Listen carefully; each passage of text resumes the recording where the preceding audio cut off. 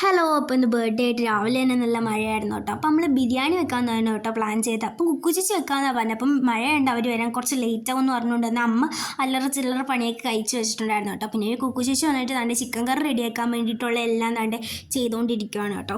പിന്നെ ഞാൻ ഇടയ്ക്കിടയ്ക്ക് വരുന്നുള്ളൂ, എന്നിട്ട് എനിക്ക് കുറച്ചൊക്കെ വീഡിയോസ് എടുക്കാൻ പറ്റുന്നുള്ളൂ. ഞാൻ ഇടയ്ക്കിടയ്ക്ക് പിള്ളേരുടെ അടുത്തൊക്കെ പോയി കളിക്കുകയും ചെയ്യും, പിന്നെ ഇടയ്ക്കിടയ്ക്ക് ഇവരുടെ അടുത്ത് വരികയും ചെയ്യും കേട്ടോ. ഇതിനകത്ത് ചിക്കൻ കറിക്കകത്ത് വലിയ മസാലയൊന്നും ഇടുന്നില്ല, എന്താ മല്ലിപ്പൊടിയും പിന്നെ ഫുള്ള് ചിക്കൻ മസാല കേട്ടോ ഇടുന്നത്. പിന്നെ ഏറ്റവും അവസാനം നമ്മൾ ഇച്ചിരി കുരുമുളക് പൊടിയും കൂടി ഇട്ട് കൊടുക്കുന്നുണ്ട്.